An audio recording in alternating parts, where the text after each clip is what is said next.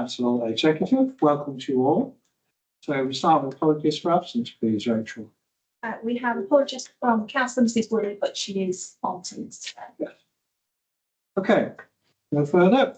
Okay, item 2 then, declarations of interest. Are there any? Not seeing any, so I'll move on. Right, so then move on to announcements by members of the executive and directors. Councillor Davies. Thank you, Leader.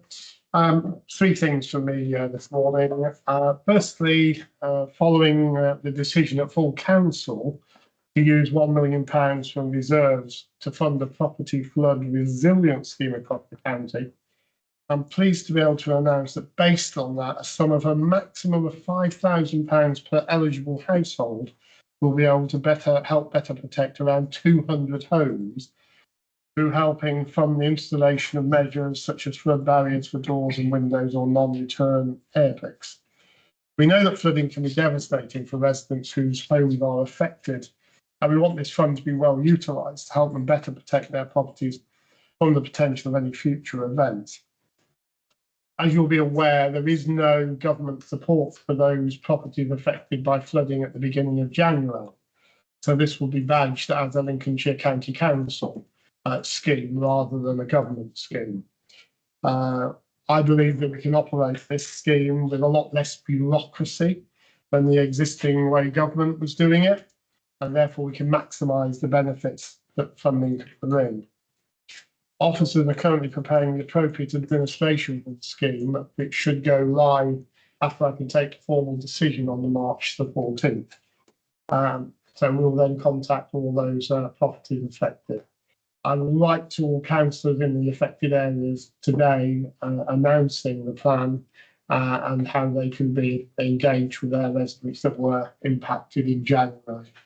I think it's an important thing for us to do to help support those who've been badly impacted by flooding, and I think that it will be a good scheme for all those impacted. We're also going to pick up some properties that missed the cut-off in terms of funding from the previous storm. So, and some of those properties, as you know, have been flooded a number of times. So, I think that's where we are with that announcement. Good turn around for the decision. Yeah, quick, and let's do it quickly. As we said at the council, there's no point putting money into reserve if we don't then spend it on things quickly. And I think that's the right thing to do. Secondly, just to report, we had the very, very successful Lincolnshire Energy Conference last week. Over 400 people attending, some great speakers, including some international ones. Usefully, at the conference, we had Cordy O'Hara, the president of National Grid, and Julian Leslie, who's the head of NESO, which is, you know, is the government organisation delivering or trying to deliver the 2030 grid upgrade. With Grid, we've agreed to meet again with all parties, and that's going to be put together by Andy Gutherson. With Julian Leslie, I had to say I probably took a very firm line, and I'm writing to him today, and I'll be copying all MPs for that letter. The fact is that we now know that these plans for the Grimsby to Walpole overhead pylon line were being worked on for over 3 years, and no one contacted this authority or any community impacted by those schemes. So when we as an executive first met with National Grid nearly 18 months ago now, that had already been going on for 3 years prior. Totally unacceptable in my view. I made it clear to Julian that we would not accept and will not ever accept Grimsby to Walpole overhead pylon line. I believe, and I think we all believe, that the offshore grid and connections being brought underground is the way forward. It's good for our communities, it's good for our natural environment and everything that makes the eastern side of Lincolnshire a fantastic place to live, work and visit. So I've drawn some lines. Very happy to work with NESO in terms of delivering on their wider ambitions, but it's not going to be on the basis of a pylon line to Lincolnshire. And I'll copy you, obviously, with that letter. And finally, on Thursday, we had a very successful meeting with the governor of the Kherson Oblast region in Ukraine. We signed an economic cooperation agreement. Obviously, all has to end before there can be any real benefits from working together between Lincolnshire businesses and that region. I think everyone wants war to end as soon as possible. But it will be a real opportunity for Lincolnshire, the prime agricultural region in the UK, to work with the prime agricultural region in that part of the world. So I think there'll be some real opportunities that come about from it, but it will be a slow process until the war is settled. Thank you. Yes, Councillor Fitzroy, sorry. Thank you. As reported at the last full council meeting, and we had a meeting with the Anthem Trust about Market Deeping Leisure Centre and the CIC and ourselves and West Lindsey, SK District Council. It became apparent in that meeting that the arrangements around using the leisure centre and the hall that was proposed to be built wouldn't come forward and wouldn't work. So unfortunately, the CIC have pulled out of any future agreements with using that leisure centre or the proposed leisure centres. So we're now left dealing with the Anthem Trust directly. We are still committed to handing over the money proposed for them to take forward and demolish the building and provide their own leisure facilities for the school. So that's where we are. We need the lease to be signed, which we're working with the school at the moment to do, but very sadly, with the CIC pulling out and with SKDC deciding that they were proposing to put forward isn't available on the grounds of the proposal that they had in place. The deal has finished. So sadly, we're at an end, and we'll be working with the school to look to demolish the leisure centre at some point in the near future. Thank you. And in terms of potential leisure centre or something, obviously the school want to build a hall. Just so people are aware. So the rules are, if as soon as the trust never signed the school never signed when they became an academy, they never signed the proper arrangement which nearly all the other schools have signed. But as soon as they refused to take on the leisure centre, but as soon as we demolish it, then they by right take it. It's a very unfair situation actually, where basically the county council taxpayers being screwed over. yes. Basically, and it is one of those situations. I suppose, is there any chance that, in addition to the hall, which we know the school wants, is there any opportunity for some leisure facility to be made available on that site for the people of Market Deeping, or the Deeping site? I'd like to think in the future the school might make the hall available to the people of Market Deeping. I mean that's once we've handed the building over for them to demolish and they've signed the lease, we're sort of out of that picture, and it'd be down to the local groups and the school to come to some sort of arrangement. But once they've built the new sports hall, you'd like to think they'd make that available at evenings and weekends for the local people. Yes, It is frustrating because obviously for some years now we've been waiting and stuck with a building which we're having to try and look after and pay for. And unfortunately, it's very disappointing. For about 3 years, we've got to the situation. Yeah. There we go. I mean, I don't think as a county council we could have done any more to facilitate the groups and the people involved. Sadly, we don't run leisure, so it's down to the local council and the groups to come up with a way forward. And the only announcement I've got is that obviously on Thursday is the inaugural meeting of the Lincolnshire County Combined Authority, which will the cathedral.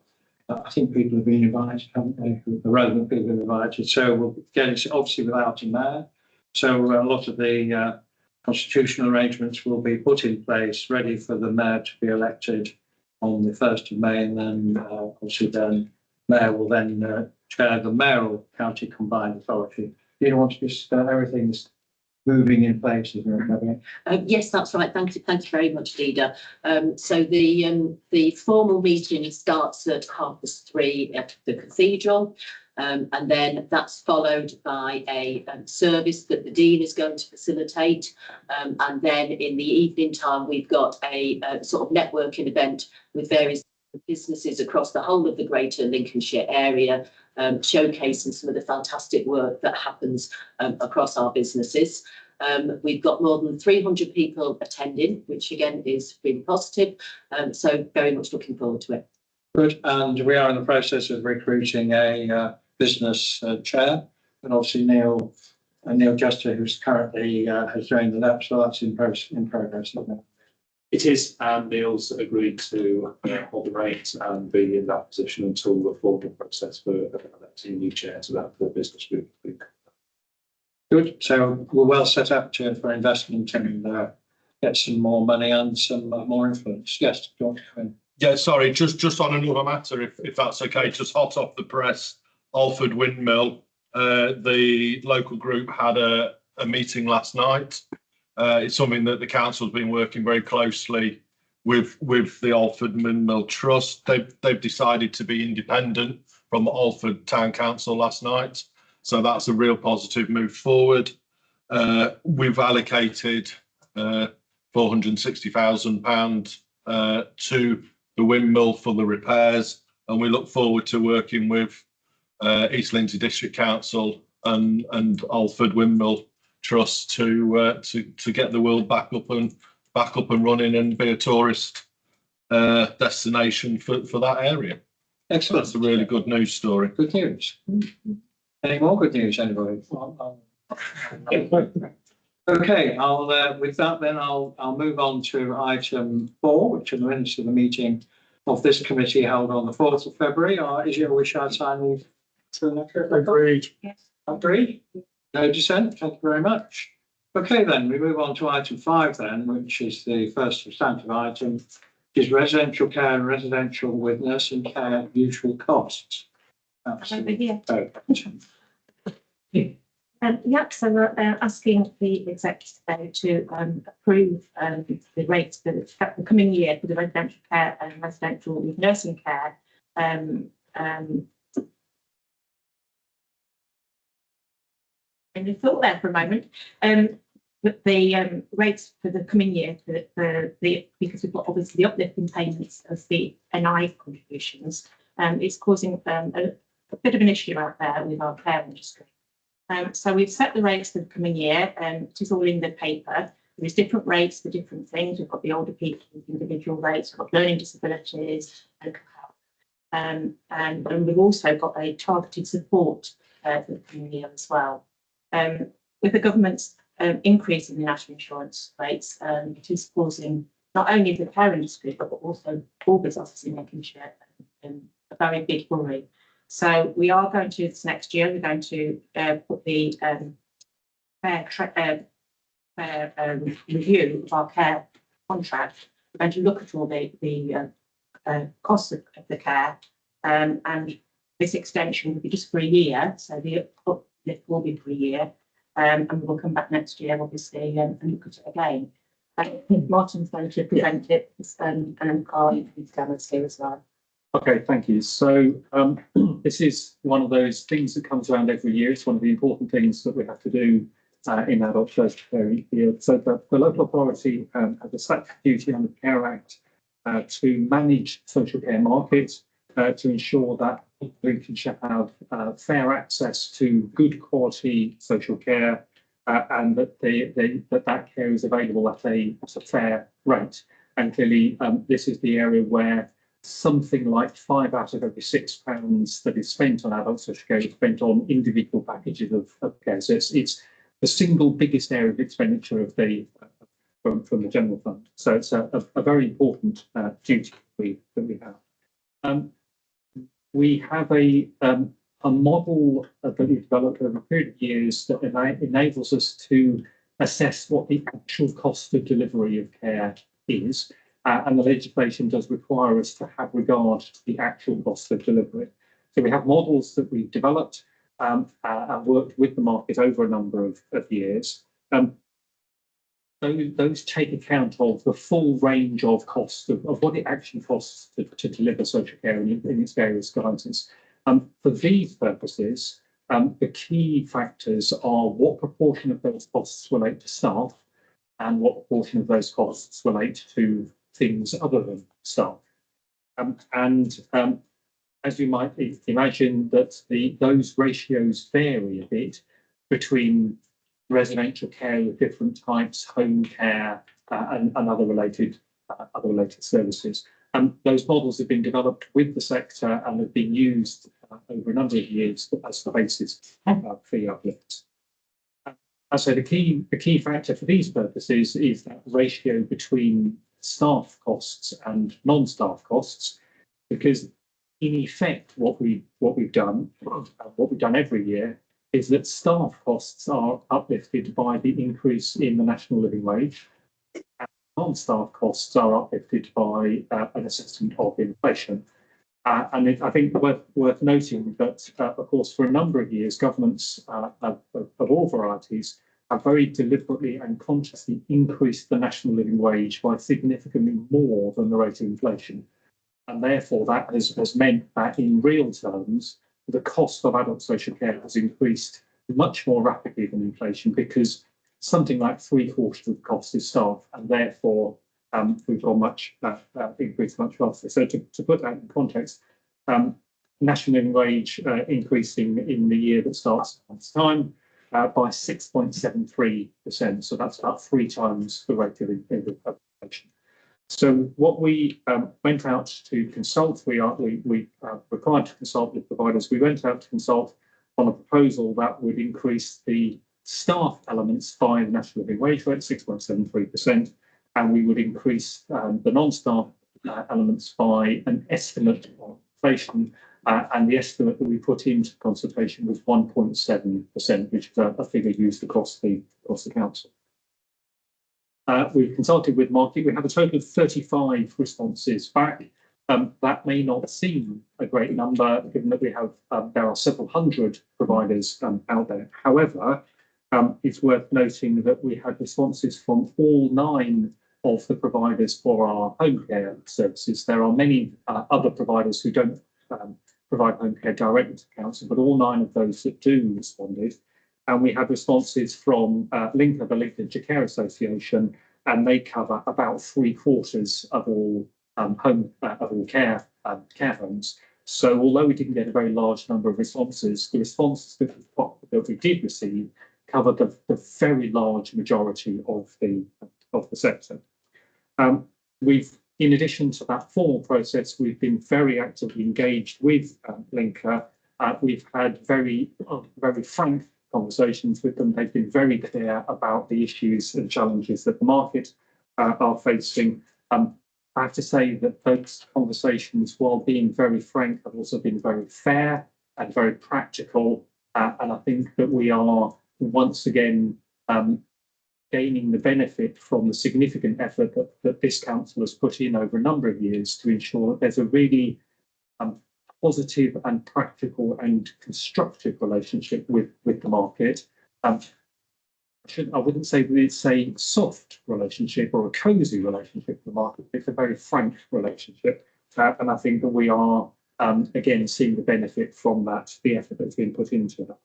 So, as you'll see from the report, following the consultation, the recommendation that we do indeed follow the national living wage uplift for 6.73% for the staff elements. Having reflected on the responses that came back from the consultation in terms of inflation, where the latest estimates are that inflation towards the end of this calendar year will be quite a lot higher than they were at the point that we were originally making the inflation forecasts. The recommendation is that there's a shift from the 1.7% that have been put into the original figures, that we instead have an inflation estimate of 2.5%, and that is built into it.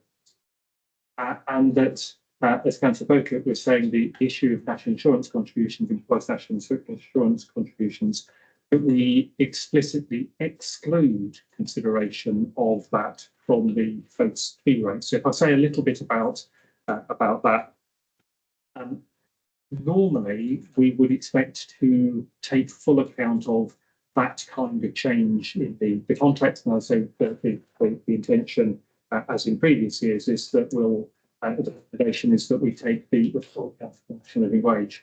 The reason why we are recommending that we don't take account of the employer's national insurance contribution changes is that the work that we've done with the market, and we've brought in external experts to support us in this, indicates that the impact on providers is very, very variable. That essentially, because the large proportion of the biggest impact of the change is the lowering of the threshold, essentially what that means is that a provider that has a large number of part-time staff is much more affected than a provider that has a small number of part-time staff. And therefore, we can be in a situation where two providers delivering exactly the same service to exactly the same number of people could be faced with a completely different impact from the national insurance changes. And the view that we took was that therefore it would be really difficult to build in a suitable, fair rate into the fee rates to take out insurance, because the impact is so very variable between providers. And essentially it depends on the staffing structure that they have chosen to do.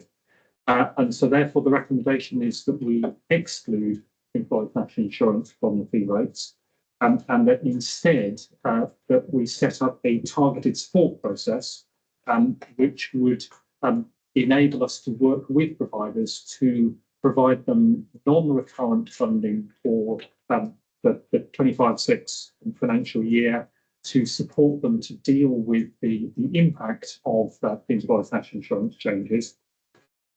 I should say that that the approach that we're recommending would mean that there wouldn't be a designated amount of funding made available, and that therefore wouldn't be an increase in the adult social care budget in the TFP. However, in conversation with Andrew as the Section 151 officer, in effect, I think that there's a view that there is in effect a line of credit from the council's reserves to address the need that would be required. We think that this process will allow us to get through 25-6 in reasonable shape, and the expectation that we have from the market is that they will be doing quite significant work in terms of their staffing. We're expecting organisations will change their staffing ratios to mitigate the impact of the national insurance changes, so that this time next year it'll be much clearer what the position across the market is. Therefore, we'll be able to build in a fair assessment of employers' national insurance contributions into the 26-27 base fee rates, but it is very difficult to have a fair approach now, and therefore a targeted support process feels more appropriate. I think just to close with a couple of points, we recognise in this process that Lincolnshire County Council pays some of the lowest fee rates in the country for a number of these services. This is partly due to the local economy, where pay rates generally are lower than elsewhere in the country. But we do need, we are very conscious that we need to make sure that providers remain financially viable, and that they are able to provide good quality care. Last thing I've noted on this, and then one final point. We do need to recognise that although the council is able to set our expected rate, our legal obligation is that if people are eligible for, they have Care Act eligibility for care, the council has a requirement to place them at the market rate. So if we set a expected rate which is below what the market is prepared to accept, the market can insist on a higher rate, and the council ultimately has to pay that because we have a legal obligation to place people. It's therefore important that the usual rates, the expected rates that we've set, are realistic, and therefore that the market is more likely to accept them. And at present, we've been able to do that. So, final point then to note is again a point that Councillor Beauclerk was making. Our current contract with framework providers would expire at the end of the current financial year. We do need to go through a process to develop a new framework arrangement, and we are looking to change some of the elements of that. There have been a variety of factors within the social care system that meant that it wasn't really a good time for us to be going through that process during the course of the year that's just finishing, and therefore the request is that the executive approves that we extend current arrangement for one more year. That will give us the opportunity to have a full negotiation with providers and then set it in place a new multi-year framework agreement. Thank you, Martin. So we have had the scrutiny comment to, are you Yeah, out of scope, you'll be delegated? I have. Yes. So on the 26th of February, the Adults and Community Wellbeing Scrutiny Committee unanimously supported the 9 recommendations to the executive as set out on page 18 of the agenda. The committee agreed to make the following additional comments. So the first one is targeted support process. The committee in particular welcome plans for the targeted support process, recommendations 8 and 9 in section 5 of the report. The committee recognised the complexities of each provider's staff and cost structures. For example, where providers employed a higher proportion of part-time staff, these providers were likely to incur more costs as a result of the increase in employer national insurance contributions from April 25. The second point was the residential framework agreement. The committee recorded its support for the extension of the residential framework agreement by 1 year, which is recommendation 7, which, as set out in paragraph 4.2 of the report, would allow time for an assessment of needs of local residents with a view to designing new approaches to a commissioning strategy to be placed from April 26. This was important in an ever challenging financial environment. And the committee, as part of its consideration, received a statement from Melody Weatherly, the chair of the Lincolnshire Care Association, whose close working relationship with the council was recognised and supported. There was an appreciation of transparency of the working relationship between the council and the Care Association. Very much. Yeah, I mean, obviously, as we say, very challenging time for council, in particular for the social care providers. And I think, Councillor Davey, that the national insurance, I think what is often unremarked, the businesses which supply the places for us, is the threshold, which is far more damaging. You just want to talk about that because people don't really sometimes, it's not the rate, which was bad enough, it's this threshold, which particularly for small and businesses which employ part-time people is quite devastating. Certainly, in terms of conversations we've had recently with the Federation of Small Businesses, these national insurance changes, which will absolutely take effect in April, are the one thing that is really scaring businesses going forward. I mean, there's a fear over energy costs as well, which keep rising. I think it is a very bleak picture, actually, for small businesses across the county, and particularly for those in the hospitality, leisure, tourism sectors that have already struggled with getting the right labour in the summer period. So I think these challenges, when they come into full effect in April, coupled with other things that are going on around energy, we're going to see businesses fall over. And that's my fear. I hope it's not as bad as some people are forecasting.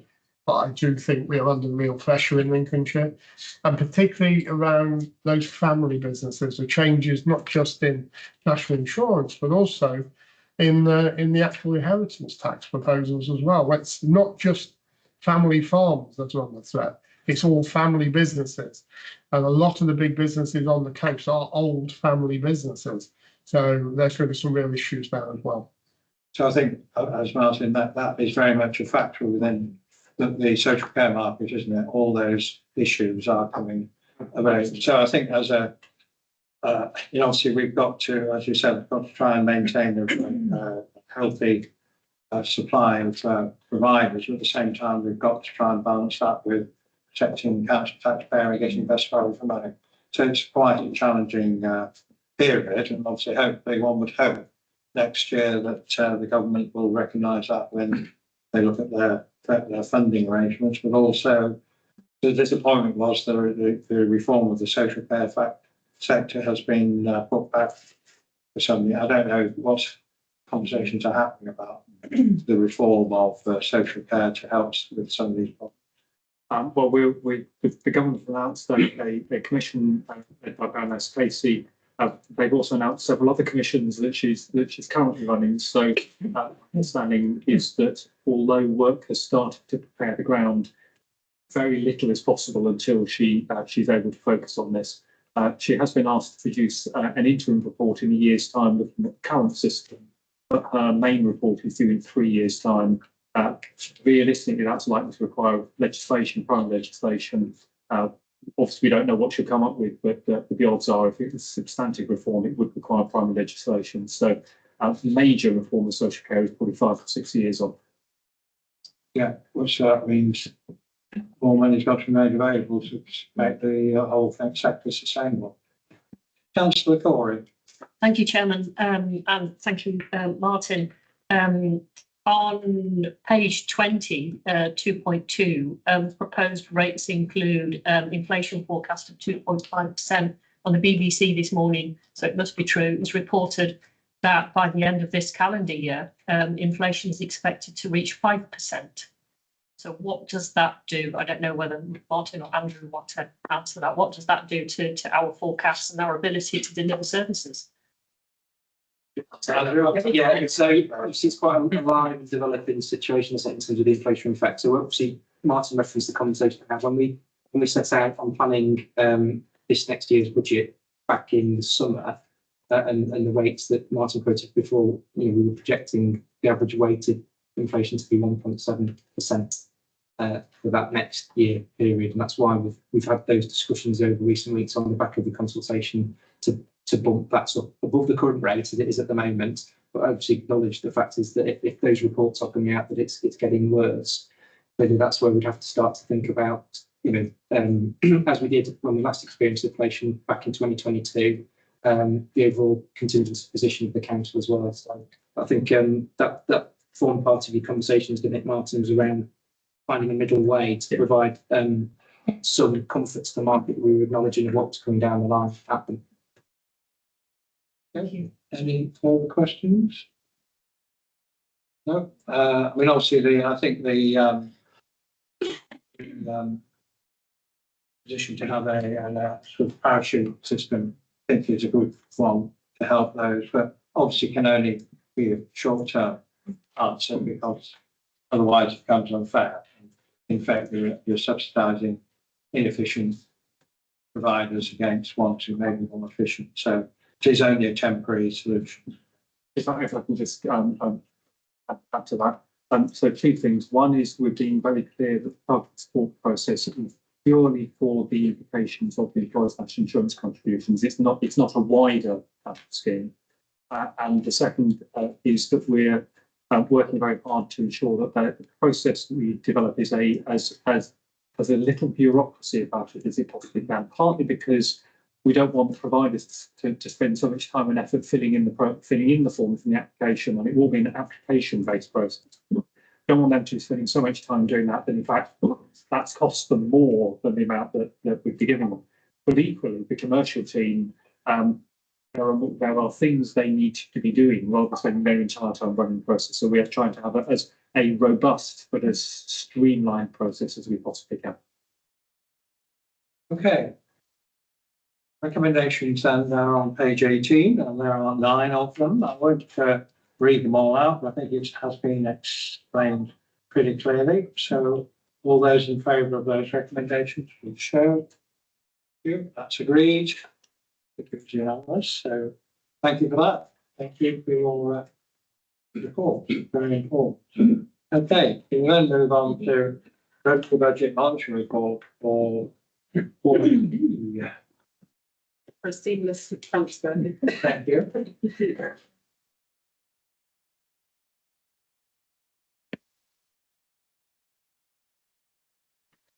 So yes, the report today is the Q3 position for our revenue budget monitoring report. It's the first one on the agenda. So in Q2, we was reporting that we were forecasting an expected overspend on our service budgets of £4 million. And Q3, that position has improved. So whilst it's still an overspend position that we're forecasting, it's a position of a £1.9 million overspend. The pressures that are reported in previous reports continue to feature in this report, such as education, transport, waste disposal, and specialist social care placements. Clearly, that was a pressure that's been continuing for some time, and that's still featuring in the Q3 report. So there's an improved position in the forecast for most of the service lines, but the main change from Q2 is in other budgets relating to an ESPO dividend that we receive each year, which was over and above what we planned for, of 700,000 and a 500k saving based on the pay inflation provision for the pay settlement for the current year. So the appendices start at the table on page 127 and give a bit more detail about the variances on each of the services and the use of reserves and development fund initiatives. Whilst we are still forecasting an overspend, it's worth noting that we have a contingency of 7.4 million, which should be sufficient to cover those overspends that we're reporting. Also worth noting that the overspend on the dedicated schools grant has increased from Q2 from 4.6 million to 8.3 million. I think quite a lot of news in the going around about the SEND position, and that's clearly affecting us now in our forecasting. So the appendices set out the plan use of reserves and an update on the development fund reserves. So happy to answer any questions that you've got on the forecast that we're presenting. Okay, any questions, comments, please? Seems pretty self-explanatory. Yes. Oh, I'll do it back. That's all right. Over experience, you did actually look at this in some detail. Thank you. So thank you, Leader. So on the 27th of February, the Overview Institution Management Board considered this report. The board praised the thoroughness of the report and unanimously endorsed the recommendations of this report. The board did raise the following points, and there are 6 of them, so please bear with me. So the first one was financial reserves and budget management. The board sought a breakdown of the council's reserves. Officers clarified that the general fund reserve stood at 19.4 million, maintained as a contingency in accordance with council policy, and reassured members that Lincolnshire has effectively managed its budget despite national funding constraints. Secondly, we looked at the emergency financial reallocation and crisis response. Concerns were raised about the council's ability to respond swiftly to emergencies. Officers clarified that contingency reserves are in place and this could be accessed under the delegated authority of the Section 151 officer and the leader of the council. They further assured the board that the council had sufficient financial flexibility to respond to crises while maintaining statutory obligation. Dedicated schools grant and SEND funding pressures. Officers confirmed that Lincolnshire had not overspent on its high needs block, despite increasing demand. Measures such as improving education, health and care needs assessments and expanding SEND resource units within mainstream schools had not been implemented to manage pressures, and officers reassured the board that the financial projections indicated no immediate need to access the safety valve programme. Health visitor recruitment and service provision. The ongoing challenges in recruiting health visitors were raised. Officers acknowledged past recruitment challenges but reported recent improvements in staffing levels over the last 18 months. A skills mix model and expanded children's centre-based clinics and enhanced service delivery. And officers confirmed that health visiting services were fully funded through ring-fenced public health grants, ensuring financial stability for this provision. Adult mental health pressures and prevention strategies. The board highlighted rising demand for adult mental health services and received assurances that measures to manage pressures include early intervention, improved transition planning, and stronger financial oversight to ensure appropriate cost sharing with the NHS. And finally, we discussed the SEND provision and future service delivery. Concerns were raised about the long-term sustainability of SEND services. Officers reaffirmed the council's commitment to maintaining high service standards despite growing demand for SEND services, and significant capital investments had been made in facilities and additional resource bases within mainstream schools had been developed. Officers referenced the recent SEND area inspection, which assessed both the Integrated Care Board and the local authority's performance, and assured the board that engagement with families had remained a priority. Thank you, Leader. Thank you very much. When compared to many councils who, not all, I mean, but I suppose the frustration is that, I think I was reading last week that a whole raft of councils have had financial support to get them through these difficult times, which is very nice for them, but quite infuriating for us. And there were quite some big sums of money being, it's in addition to the previous grant that was given, the recovery grant, I think. This is in addition to that, isn't it? So it was about a dozen councils that had yet more support. It's actually more than likely, yeah. So since we started the, well, yeah, since Christmas when the settlement was first announced, there was first the this introduction to this recovery grant, which lots of discussion when we were here talking about the budget. There's then a further set of announcements where some councils were given the opportunity to increase their council tax above the referendum limit, which is 5% for councils, ordinary councils, and some councils were given the chance to increase by up to 10%. And then last week, as you say, there was it was announced that 30 councils across the total sum of £1.5 billion given the opportunity to essentially fund their budgets through what's known as exceptional financial support. And essentially what this is the government allowing their councils to capitalise structural budget gaps. Further straying from the rules that purists like me find infuriating. Yes. I mean, obviously it's not sustainable because they still have to. Yeah. Actually, I mean, it's just quite, we've always done the right thing financially, yeah.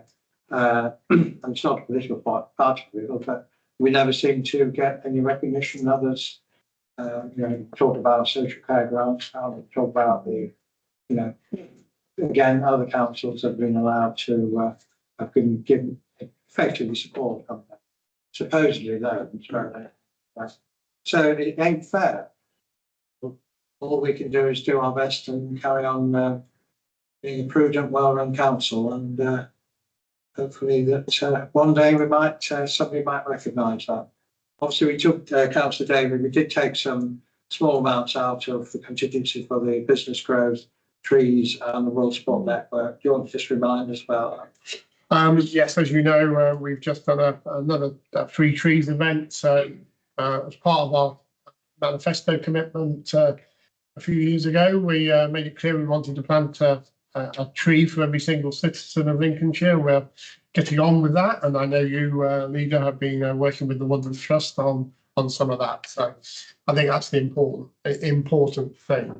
Obviously, since the budget, we took that additional £1 million, which I announced earlier, for the alleviation schemes, for the property resilience fund scheme, sorry. And I've announced that this morning, so that's all underway. And then in terms of business support, it is vital at this moment in time that we support businesses as much as we can. And I certainly think that, as I said, we're going to have some very difficult times over the next few months as businesses adapt or can't adapt to the changes that government have brought in through the budget process. I understand there will be further changes in the forthcoming budget, which may have impacts on business, and I'm not expecting those to be positive. So the fact that we have good reserves, we're a well-managed council, we've got a clear strategic view of what we do for the people of Lincolnshire, means that we can step in at times of crisis, as we did previously with the money we gave the business world who were not supported by the government, particularly those around those individual businesses, and we made that £7 million available to help them after COVID. So we have a great track record of supporting business. I want to ensure that we can continue to do that. And the fact that under your guidance and the team, we have good, strong reserves is a very positive thing for Lincolnshire going forward. Good, thank you. Any further comments, please? Okay then, recommendations on page 116, which are we note the report and any mitigation. So I think we just note the report, and at the moment seems to be in reasonable shape. So all those in favour of recommendations, please indicate. Thank you, that's unanimous. Okay then, move on to its partner, Capital Still me. So just an update on the capital programme for the county council. So we have a gross programme of 221 million for the current year. See from the summary table, there's some additional costs forecast in there, but also affected on the funding side as well. So we've got some additional costs, but these are mainly relating to grant funded schemes, predominantly the devolution money that came ahead of the creation of the combined authority. And that's all now reflected in the capital programme. In terms of net funding, we're just got a small underspend there. A couple of variances on areas like highway asset protection, where we generally over programme, so we generally forecast an overspend until we know what work's been done at the end of the year. There are a couple of other variances that have been addressed through the budget that was set by council a couple of weeks ago. So hopefully that should all straighten out any of the timing variances of any other schemes that are in the programme. But happy to take any questions. Any questions? Okay, recommendation is that the report is noted. Is that agreed? Agreed. Thank you. Okay, then we move on then to item 8. Thank you, Michelle. Is corporate plans, sorry, Councillor Stone. It's fine. Yeah, let's have a comment. Okay, so last Thursday, the board considered this report and unanimously endorsed the recommendation of the report. The board did raise the following points because number one was the Grantham Southern Relief Road, technical issues and delays. Officers were asked to clarify for the board what the cause of the delays were and explain the technical issues related to the design challenges had delayed the progression by 1 year. They confirmed that all relevant parties had been working together to resolve these issues, with the next phase of construction anticipated to commence in the summer. Officers reassured the board that contractual and financial accountability measures had been in place to recover costs arising from these delays and acknowledged that such challenges were common in major civil engineering projects. We also talked about the North Highcombe Relief Road. The board requested and received assurances that the project continued while the £110 million government funding commitment remained pending. Officers assured the board that the DFT had remained engaged and supportive of the ongoing phases of the project. Further clarification was provided on the progress of the statutory procedures, particularly the public inquiry into the compulsory purchase orders and the side road orders. Officers confirmed that this inquiry had been scheduled for late April into May, after which the Secretary of State would make the determination. Subject to a favourable decision, the Council aimed to submit its final business case to the DFT in the autumn, which would be the final step before securing formal government sign-off for the 110 million. Officers acknowledged the ongoing funding uncertainty, but stated that the Council would continue proprietary work to keep the project on schedule for delivery once final approval was granted. And finally, windmill repairs and capital budget allocations. Officers clarified for the board that the repairs to the Heckington windmill fell under the property repairs and maintenance budget, which operates as an annual block fund subject to prioritisation. They acknowledged that the windmill maintenance requires significant financial resources, with estimates suggesting it's 10 million to be spent on such projects across the county. Thank you.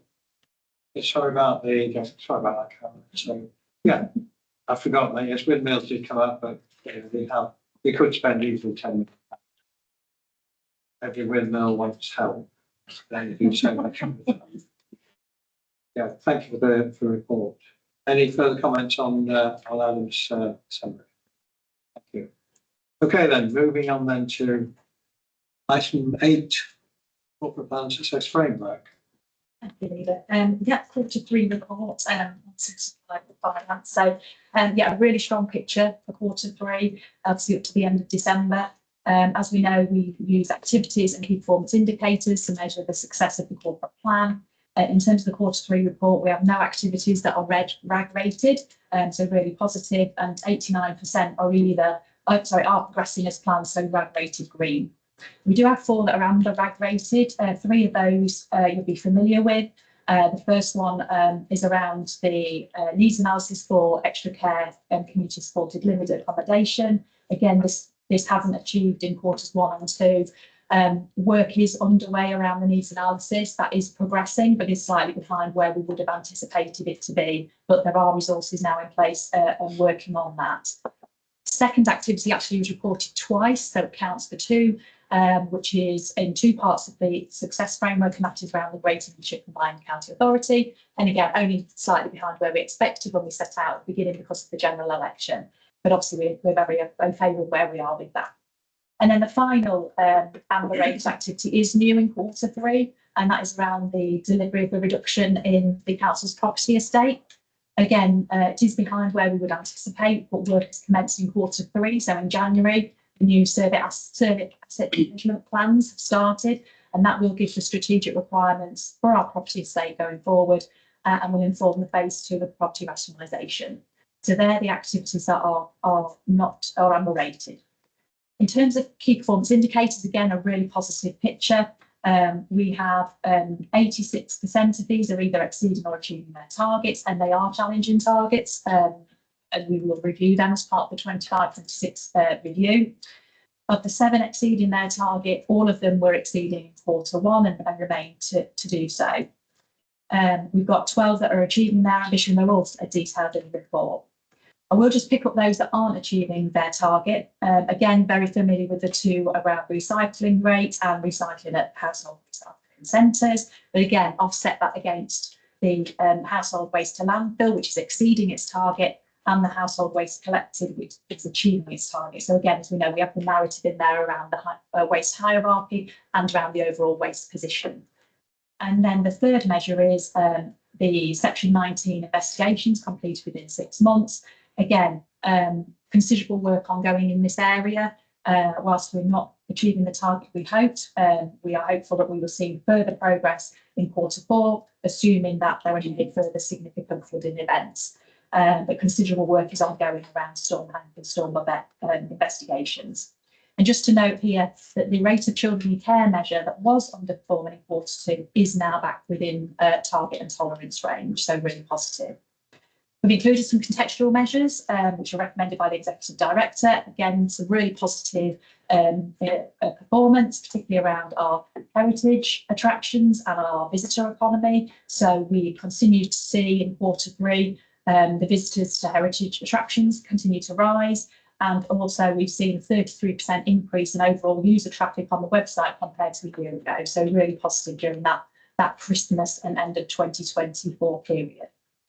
Also, our overall highways service compliance score continues to be very good. Again, a really positive picture given the challenging environment.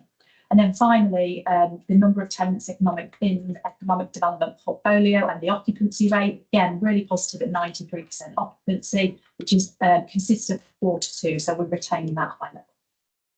Go to the questions. Thank you. Thank you. Thank you.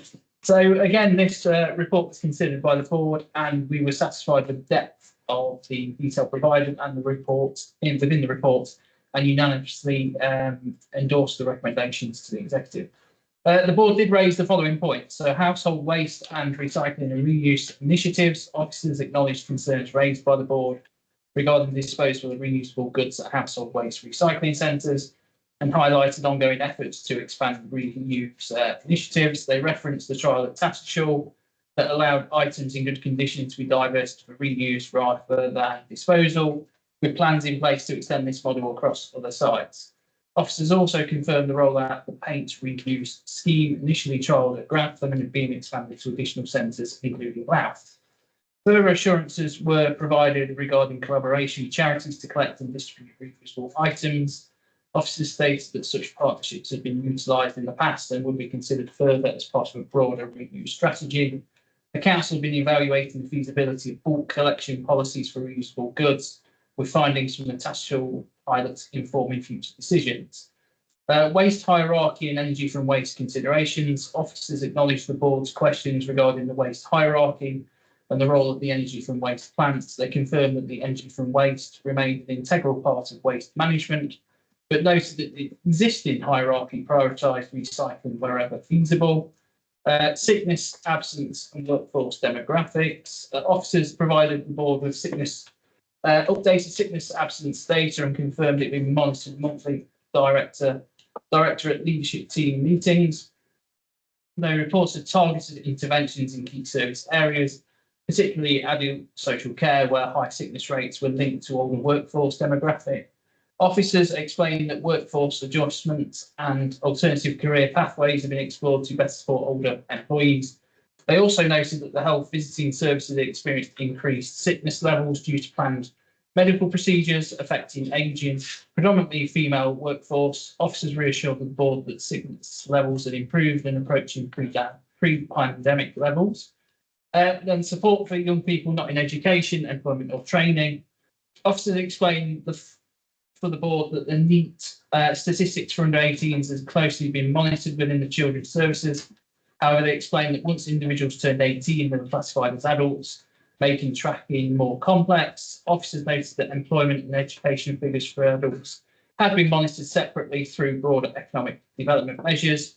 And then finally, going to economic development and business support, the board emphasised the council's role in economic development, including support for local businesses, non-competitive commercial property provision, and business advisory services. Officers highlighted initiatives such as tourist development, training and skills programs, and business grants, and reassured the board that the council had remained committed to waste reduction, workforce wellbeing, youth employment, and economic development, ensuring that strategic initiatives continue to benefit Lincolnshire's residents.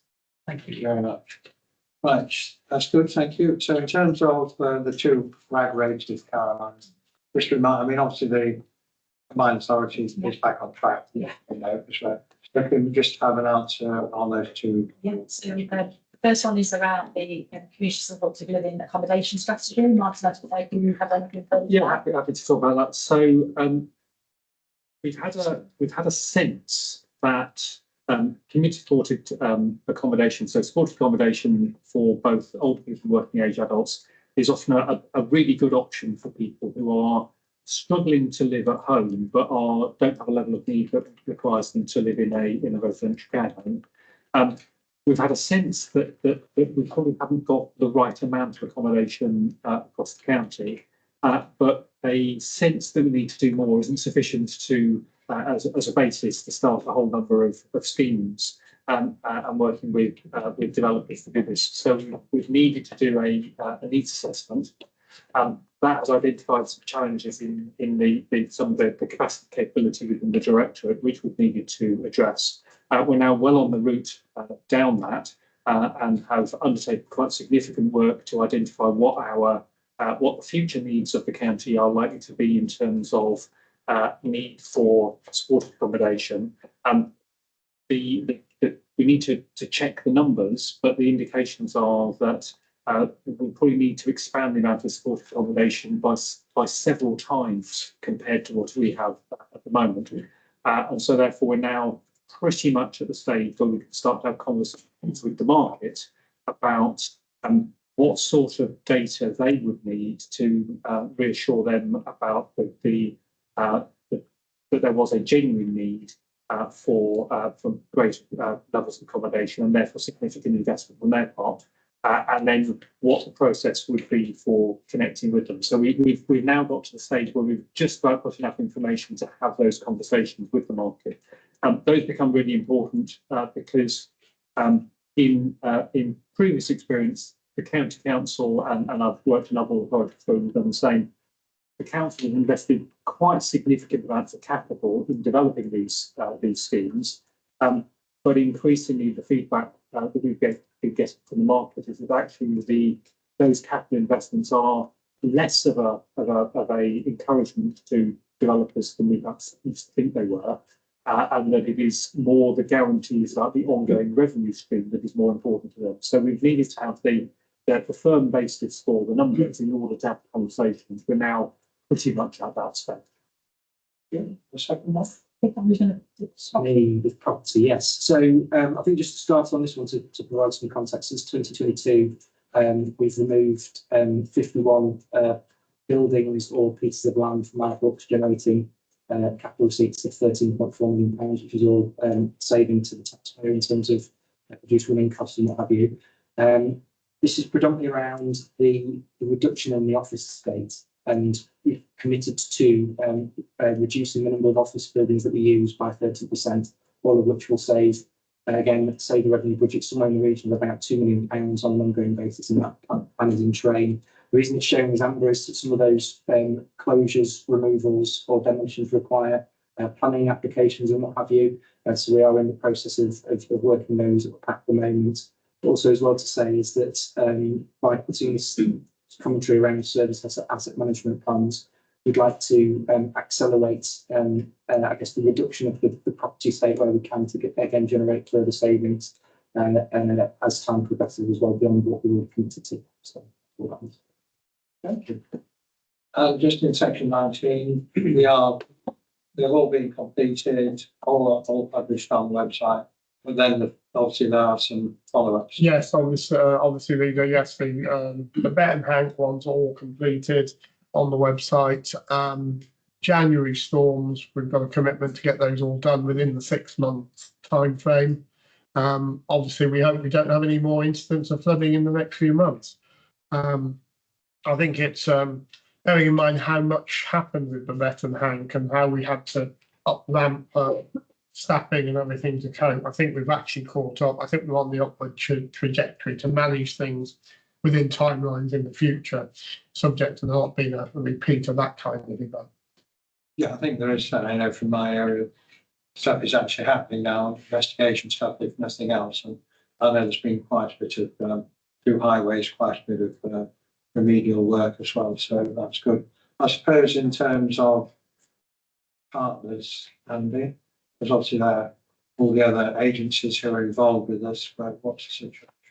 So as you're aware, Councillor Hill continue to work on the back of the Section 19 investigations to identify where the responsibility lies. As we've discussed at length before, our role as the local flood authority enables us to direct those organisations, but we don't have powers to actually sort of force them to take action. We are developing programmes of work in terms of where the interventions are required. Collectively, there are still pockets of activity where the relationships between the bodies and other parties could be better. Continue to pick those up and deal with sort of local councillors. But through the water partnership, there is a commitment to work collectively. We're increasingly looking at how can we utilise the role of the IDBs to actually get us a faster route to actually getting the work carried out on the ground. But as both myself and Councillor Begbie aware, one of the underlying issues is the lack of funding that the Environment Agency actually have access to carry out their routine maintenance activities. So in terms of agency partners, how many have we actually pinned down what they are committed to doing? Saying necessarily when, but they, I think that's where we need to get to. So on the back of all of the Section 19 investigations that have been carried out, all of those reports clearly identify where the responsibilities lie and the sections are taking place in respect of the actions and activities in respect to all of those. So when will the conversation actually develop into a plan? So some of them are already into a plan. So in terms of some of the areas where there's already identified the need for joint working, there is ongoing feasibility work into developing the next the detail of interventions. And on the other ones, we will report them back as those positions develop. As you're aware, some situations are more complex than others. Others are more straightforward to actually reach conclusion on. So there is no definitive by a date. All of them will be at a particular point and we'll continue to report back progress that's made. So in terms of reporting back, then can we have some firm dates? I mean, I know everybody's got financial, but I think communities need to know when stuff will happen, even if it's 2 years' time. That will be the intention, to have a defined programme. But I'm keen to get a timetable in place. Otherwise, it just trips. Yeah. So it's all right to talk about having nice conversations with people and working together, but I think there comes a time when we need to see something in writing firmly to saying, well, yes. Let's suggest, Leader, that we maybe suggest that we have a report back in 3 months with a full action plan. And I think it's important for the executive to understand where there are issues or blockages with partners. So we can decide whether we need to intervene politically. I think that would be useful. I mean, I know from one of my villages, there was a environmental agency promised a initial report, which was due 6 weeks ago, and we're still waiting. So I just think we can't let this just drift on. start pinning ourselves and pinning others down as well. Otherwise, nothing will happen. Being too difficult. So I think I like that suggestion, Councillor Davies. So 3 months' time, then we actually it'll have to go beyond just we're working together. Who's hands up for doing what, when? Because what I've seen is my village has been flooded several times, and the Environment Agency, like Andy's just said, just come back and say they've got no money. They still continue to be flooded because nothing's been done. That's what I'm saying. So could those cases, and there'll be several others, be put there as well, because at the moment they've been allowed to walk away and not do anything. It might be appropriate to Councillor Bradwell, I just reaffirm that obviously I've just received the Storms Impact Report from the Scrutiny Committee, and I will be responding in full to that on Monday. And when I respond, I intend to write to the Secretary of State, making the point that the leader and I have discussed on a number of occasions that we've got to tell government they've got to start funding the responsibilities of the various agencies properly. We can't keep sitting here having conversations with someone else who hasn't got the money. We need to actually focus on who's responsible, who has a duty, and what they're going to do about it. And I think in 3 months' time, that report should be able to deliver that. And if it's, well, this won't happen unless there's more money. Yeah. And you're so good saying, going to government saying we need more money with vague problems. I think you've got to say, well, unless there's more money made available, this project which just won't happen. Yeah. Which is, Let's be honest with people about it. I mean, obviously, the environment have got a bit more flexibility now in terms of their capital. Again, we need to see how that's going, how they're going to manage that. So we can bring back a report which will work through area by area, investigation by investigation in terms of the progress that's been made. Good. That's it. Thank you. Thank you, Lee. Just picking up on the overview and scrutiny comments for the reuse shops. The ambition is to open some more, whether that's on the sites or not, because some of the sites are not big enough for these shops. In terms of the one at Tattershall, since September, with the amount of weight-wise that's gone into the reuse shop is 15 tonnes that's been diverted from energy from waste. Sales have been about £14,000 generated, and 5,200 items have been sold. So it does work, but we're only 6 months in, so we've just got to figure out some stuff. The paint reuse at Grantham, I mean, that's only been going a couple of months. That's got rid of 900 litres that's been reused, and the one at Louth is getting opened on Thursday. So it is an ongoing thing and something we will be doing. Very good. Any further comments? Okay, recommendations then that we consider as a note of the report. Agreed. Page 170. Thank you. Agreed. Okay, then we move on to our final item, which is the scrutiny panel being a review of traffic management in Lincolnshire. I thought Councillor Davies has sent his apologies about it, so we'll have to manage that. I think Councillor Paul, you're on screen. Oh, who's Councillor? Oh, there, Councillor. Good morning. Councillor Taylor, you chaired this. Thank you, Barry. Off you go. Thank you, Mr. Chairman and members of the executive. It's my privilege to present this findings of the Scrutiny Panel B review of traffic management policy. This review was conducted with the aim of ensuring that our traffic management policies remain relevant, effective for legal requirements, while addressing the concerns which have been raised by our residents across the county. I'd like to acknowledge the diligent work of members of this panel and the officers in supporting myself and Councillor Mike Clark, who was Vice Chairman of this panel. It was a very comprehensive review. We also received some valuable contributions from local councils, communities and stakeholders. A great deal of public engagement took place when we were preparing these recommendations. And these are set the recommendations that we are seeking to put before you today, 12 recommendations in total. which are based on improving road safety, enhancing community engagement, and ensuring our transport network remains fit for purpose.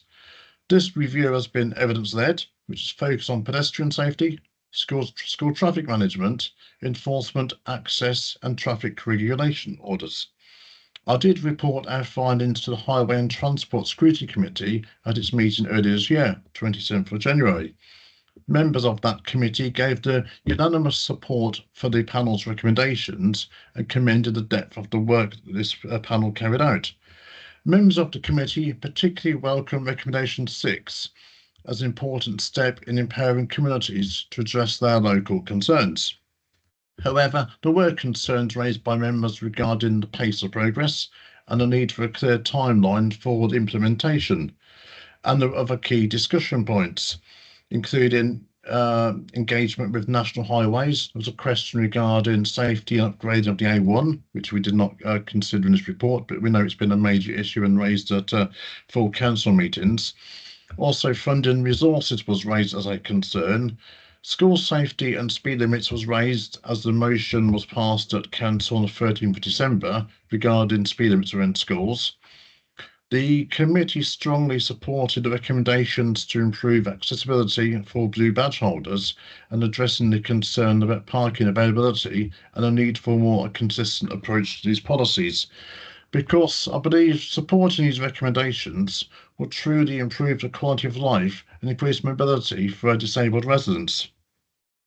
Chairman, members of the executive, hope you agree that we've made the effort to produce recommendations which will make our roads safer for all and improve traffic management without adding the extra cost to the economy or be seen as launching a war on the motorist. So on behalf of the panel, I respectfully ask you to endorse these recommendations because I believe the work took place on this committee very thorough. We did take the work very seriously, and hopefully you can consider these and support these 12 recommendations. Thank you, Chairman. Thank you very much. Thank you very much for that, Gary. So I hope we have obviously had a pre-meeting yesterday with the executive, and obviously Councillor Davies did indicate he would be accepting all the recommendations. Obviously, they, as the report says, come back with a sort of formal response. So comments, obviously all these issues are quite important for councillors because all these stuff we all get regularly. So just any comments on questions about what they say. I mean, I suppose the one on the pedestrian crossings, just to explain, Andy, what change actually means. So what that will mean is, in terms of the evidence that we utilise to understand the impact of accidents, we'll make sure that there's a more formalised process of engaging with local communities, particularly through the executive councillor, and to make sure that that data is used to influence the decisions that are made.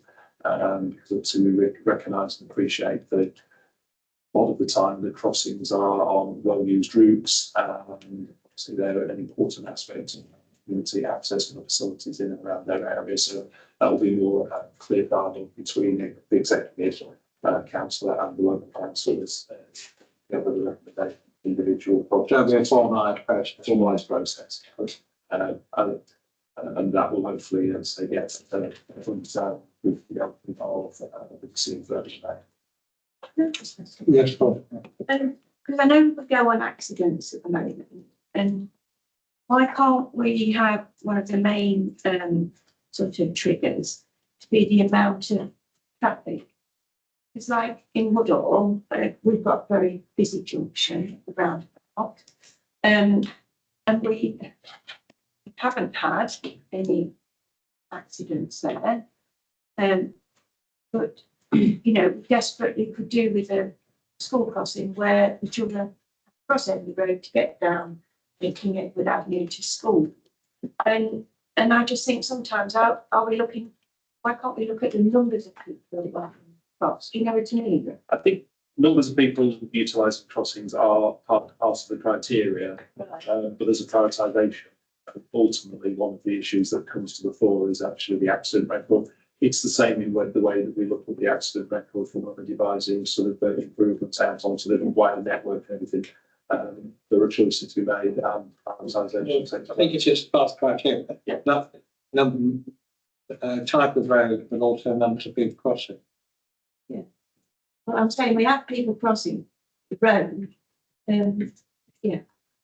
It depends on the class of road, because obviously if you've got an A road, that will be less likely bluntly to get a crossing than a minor road down opposite the school of in a minor street, which is better. Otherwise, you'll end up with pedestrian crossings on A roads every time you hit anywhere, which clearly starts to say. Yeah, and one of the criteria, obviously, for all the A roads is the movement of traffic, goods and people. The more impediments to that, the more we reduce the flow of traffic on that. The other one was, I see there's the weight limits. I suppose the issue with weight limits is enforcement. And the legal, because obviously we've all got, I get requests for weight limits, as we know, and the issue comes down to the legal, what is actually the legal position, which seems quite vague, and who's going to enforce it. Ultimately, as with a range of matters on our highway network, the enforcement of that matter becomes a matter of police rather than for us as the highway authority. And as you're aware, in other circumstances, Councillor Hill, with the resource capacity of the police is obviously an obstacle for that. We obviously try to make sure in the introduction of restrictions, those are matters that are considered in whether we actually enter into the appropriate legislation and issuing TROs. Falls into disrepute if you've got controls in place that we haven't actually managed to enforce. Yeah, I mean, I think there's an issue about companies challenging the fact where they can't actually issue. Because obviously, if you're going to your property, your business premises, and I think that is a bit of a grey area, is it not, in terms of how far you can stretch that to say, well, actually, I'm entitled to go down here with my HGV because it's legitimate use. There are exceptions which obviously companies utilise in the context of operating, as you say, their own businesses, their own activities, and particularly when the county got a lot of long-standing businesses that exist in remote rural areas, and the businesses have been there longer than people wanted the weight restrictions and controls in place. So there's again a bit of a balance that we have to try and manage. Any further comments? So I think sorry, Dan, you want to go? Yeah, sorry, I think Alex is online for the highways and transport comments. Right, sorry. Are you there, Alex? Yes, I am, Martin. Thank you. Just in the perspective from the Highways and Transport Committee, we carefully considered the findings of Scrutiny Panel B's review of Lincolnshire traffic management policy. Following a detailed discussion, the committee unanimously endorsed the recommendations put forward in the report. Members commended the thoroughness of the panel's work and the quality of its recommendations, particularly their potential to improve road safety and traffic management across Lincolnshire. The committee strongly supported the engagement of local councils and communities in initiatives such as funding CCTV outside schools, recognising this is a progressive step in empowering communities to address local safety concerns. While endorsing the recommendations, members reiterated the importance of clear timelines for implementation, emphasising the need for swift action and regular updates to ensure progress. The committee also welcomed assurances that key elements, including school safety measures and accessibility improvements, will be integrated into future policy updates. We now commend this report to the executive and fully support its adoption to help deliver improvements to Lincolnshire's highways and transport network. Thank you. Thank you very much. Yeah, so I think we're all agreed then that we accept the recommendations, as obviously Scrutiny has as well. So is that agreed then? And then obviously having accepted them, then there is a requirement for it to bring forward an action plan after a suitable period. Agreed? Agreed. So can I just thank the panel for, I know you put a lot of, it took a long time to come to this, but a lot of effort was put into it. And thank you for a very useful and pertinent report. Thank you. Okay then, Right, so that's agreed. So with that, that concludes the meeting. Thank you for your attendance.